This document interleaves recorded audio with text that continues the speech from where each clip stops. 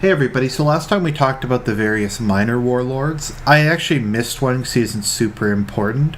Blitzer Harrsk? I'm not sure exactly how you pronounce his name, but he was actually the first warlord, because what happened was, you see, during the Battle of Endor, the backup command ship, if the Executor was destroyed, was the Chimera, which Pelion was the captain of.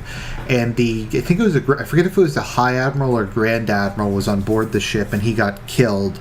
So Pelion was the one who ordered the retreat. And one of the ships that joined in the retreat was High Admiral Blitzer Harrsk, who got injured during the battle and became a cyborg with half his brain rebuilt. So he took a large portion of the Endor fleet and fled into the deep core and established Zero Command, which is maybe the lamest name for a warlord faction in this entire thing. I mean, you have Citric Hegemony, which isn't bad. You have Aradu Authority, which isn't bad. You have Pentastar Alignment, which is kind of cool. And then you have Zero Command, and yeah, it's kind of lame. But I guess kind of all we really need to know about him until we get to Imperial Reunification is he developed a split personality as a result of the severe literally mental trauma, since he had half his brain destroyed. But that's really all we have to say about him. So today we're going to talk about Ysanne. So after the coup that dethroned Saint Pestige, the Empire became ruled by a woman known as, and there's a number of different pronunciations, Ysanne, Isane, Yavani. Ysanne is normally the one I hear in the audiobooks, but like I said, I've heard a number of different pronunciations of her name. Ysanne Isard. Interestingly, like the Fel, she had dark hair with a random streak of white in it, because that's kind of something that the Fel dynasty would become known for. So she was the director of Imperial Intelligence.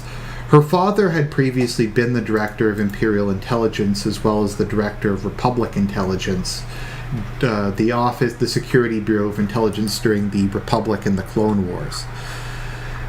She was noted for her beauty as well as having, I believe it's supposed to imply that she has a bipolar temperament, in line with her mismatched eyes, because she suffered from heterochromia, having one blue eye and one red eye.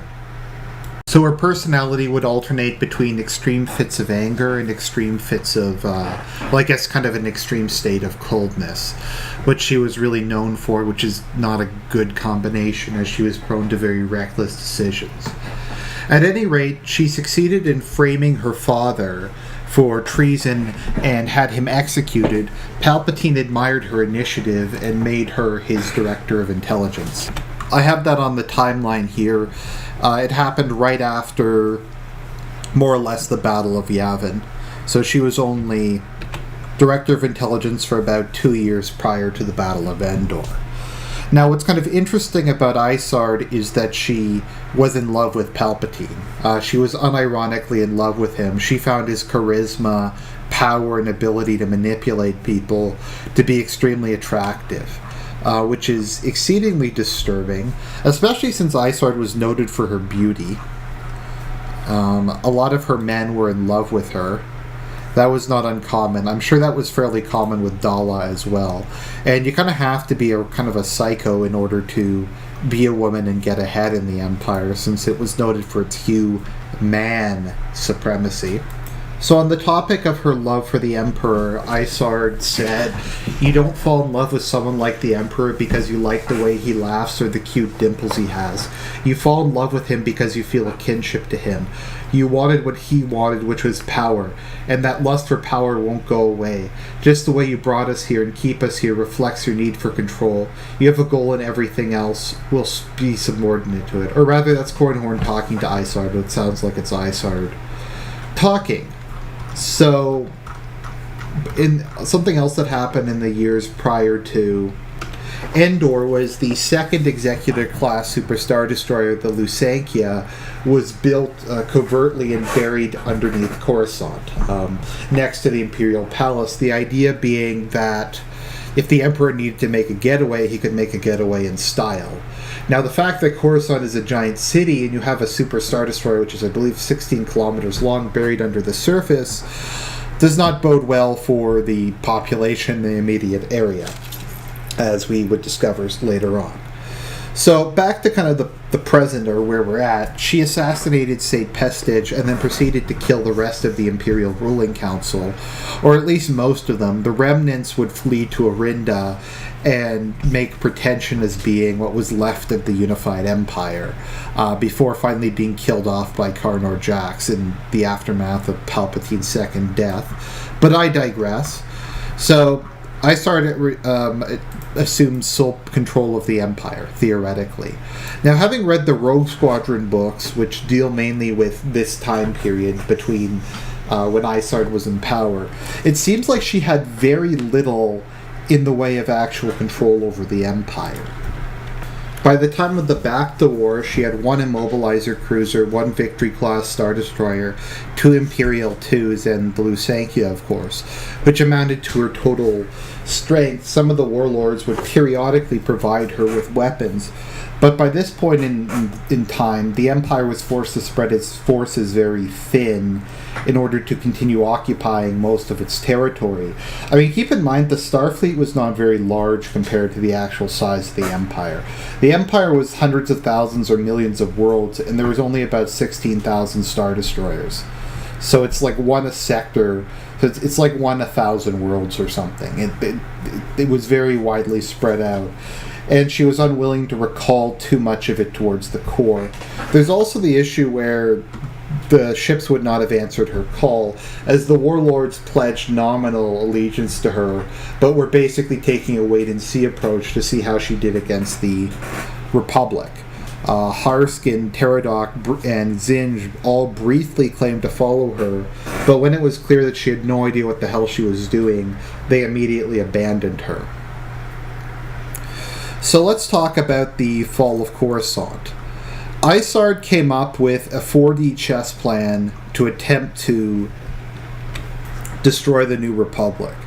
She developed something called the Krytos virus, which only targeted non-humans. That was all it did, was it only would kill non-humans, and it took about a week to incubate and kill them. So what Isard's plan was she was going to abandon Coruscant, let the Republic take it, and as she left, unleash the Krytos virus. The only way to cure the Krytos virus was with a huge amount of Bacta. It required immense amounts of Bacta, full immersion in it, using up a lot of it in order to treat the disease. So she unleashed it on Coruscant itself, and Coruscant, as we know, has like 1 trillion people on it, many of them aliens. Let me just open the Star Wars Atlas here. Because what's kind of cool about the Star Wars Atlas is it actually gives us population percentages. It tells us what are the demographic makeup of the various planets, which is kind of cool because in the case of Biss, for instance, is 98% human. Corellia is 60% human. Let me just see here. Coruscant is 78% human, according to the official source. So that is still 22% of 1 trillion is 220 billion sentients got infected with the Krytos virus. And the New Republic had to try to deal with it. And it caused immense schisms along the political coalition because the aliens felt that the human part, which was the dominant share of the alliance as it was with pretty much everything at that time, and there was kind of a breakdown, I guess you could say, species relations with the aliens getting disaffected, and there was a real chance of coup and civil war. Unfortunately for Isard, before she left, Rogue Squadron had come up with a plan to try to disable some of the planetary defenses, including the planetary shield, which involved using the orbital mirrors to liquefy most of Coruscant's water reservoir, and the virus was to be distributed through the water reservoir. And because they boiled it and it created storms across the planet, that killed a lot of the virus.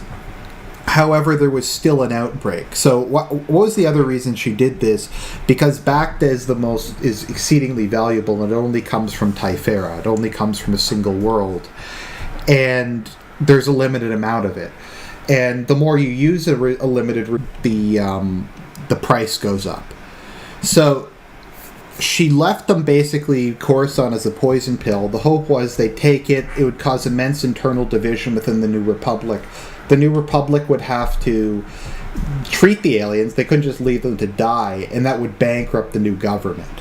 They would have to basically buy up all the Bacta in the known galaxy in order to have a hope of treating even a fraction of the cases.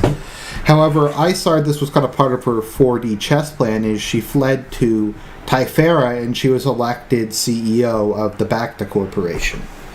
So the Republic had to buy Bacta at a massively increased price from her. You see kind of the irony here. So she quickly became the wealthiest person in the galaxy. However, the issue, of course, is she only has 4 ships. She has the Lusankya, she has the Avarice, the Corruptor, and I forget what the 3rd or 4th ship is. But she was very limited in the number of ships that she had at this point in time. So this leads to the Bacta War, because Isard is technically the head of a independent, sovereign, neutral state. It's not technically part of the Empire Typhera, so the New Republic is incapable of directly invading it. Army all resigned from the Republic Navy. They took their X-Wings with them. Actually, they were declared surplus and sold for like 1 credit to them. So yeah, the New Republic just looked a lot of the other way, while a lot of proton torpedoes, and a lot of other weapons just fell off the back of the supply ship, and they launched their own war against Isard. They got a lot of backing from smugglers. They captured Bacta and sold it. It was known as the Bacta War. And eventually they were able to convince one of the 2 Star Destroyer captains who was following Isard, Yanka, to defect along with the Avarice, which became renamed the Freedom. They also succeeded through another 4D chess plan to get the other Star Destroyer to join their side, and they lured the Victory-class Star Destroyer into a trap. So how they wound up beating the Lusankya was they had gotten hundreds or if not thousands of proton torpedoes and proton torpedo launchers. They loaded them onto a whole bunch of cargo ships and just fired hundreds of them at the Lusankya at once, which overwhelmed its shields. Because as strong as it is, they're basically hitting it with the equivalent of like an entire fleet simultaneously firing their most powerful weapons.